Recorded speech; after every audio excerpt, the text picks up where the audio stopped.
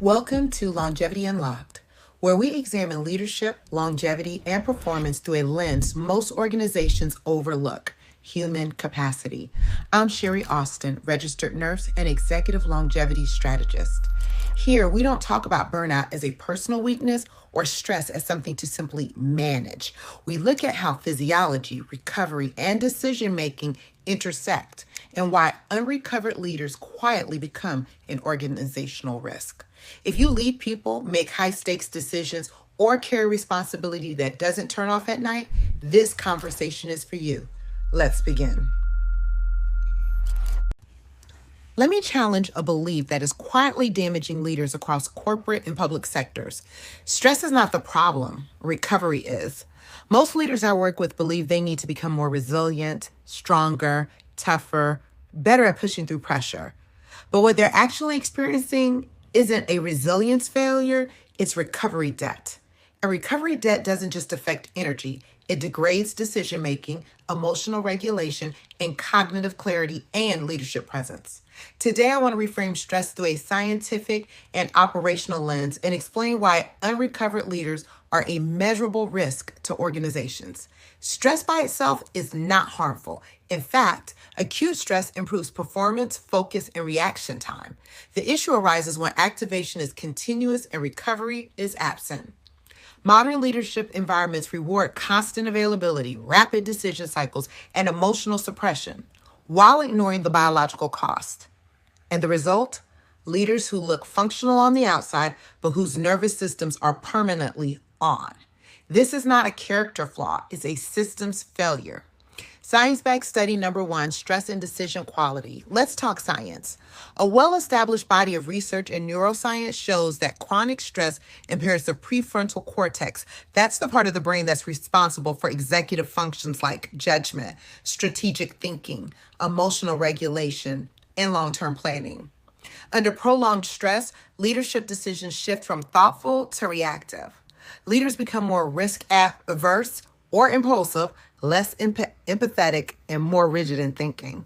This is why stressed leaders often say, I don't recognize myself anymore. They're not imagining it. Their brain is operating under survival physiology. I want to make this personal for a moment. There was a period in my own career when I believed exhaustion was simply the cost of leadership. I was functioning, I was producing, and I was showing up, but I was not recovering. I was sleeping, but not restoring. I was working out, but not regulating. I was checking boxes, but ignoring my nervous system. What I noticed first wasn't even fatigue. It was irritability, then emotional flatness, then decision fatigue. I was still competent, but no longer sharp. And that's the most dangerous phase because high performers can stay there for years. That experience is what fundamentally shifted my work from stress management to capacity preservation. Science-backed study number 2, recovery and performance. Another critical finding comes from performance psychology and occupational health research. Recovery is not passive. High performers who actively engage in recovery behaviors, sleep optimization, nervous system regulation, boundary enforcement, they demonstrate faster cognitive processing, improved emotional control, lower error rates, and higher leadership trust scores. Recovery is not rest when you collapse. Recovery is a designed process. Organizations that fail to operationalize recovery pay for it in turnover, errors, absenteeism, and leadership breakdown. Let me share an anonymous case study. A senior executive came to me after being labeled difficult by their board. The feedback wasn't about skill, it was about tone, reactivity, and emotional distance. This leader wasn't unqualified. They were under-recovered. We didn't change their workload. We didn't send them to resilience training. We rebuilt recovery into their week.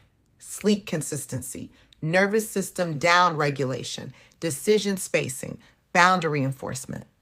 Within 90 days, board feedback shifted. Same leader, same pressure, different psychology. That's the power of recovery. Here's science-backed study number 3, sleep, stress, and leadership. Sleep deserves its own mention. Research consistently shows that chronic sleep deprivation mimics cognitive impairment equivalent to intoxication. But here's what's often missed. Stress prevents recovery sleep when time in bed is adequate. That's why leaders say, I sleep, but I wake up tired.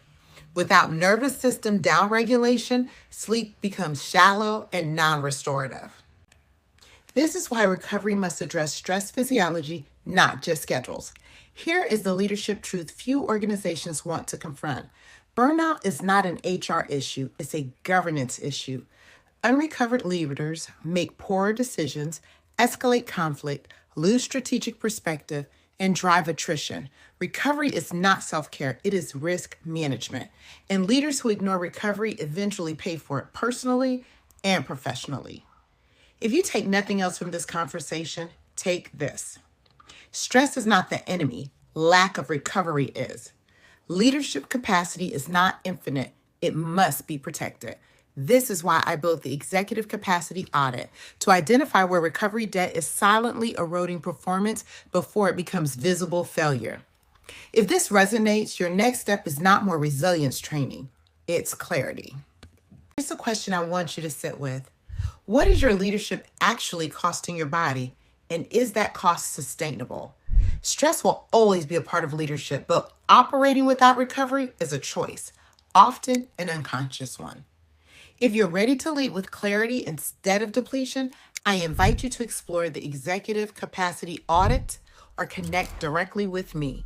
All links are in the show notes. Until next time, remember, longevity isn't about lasting longer. It's about leading better, longer.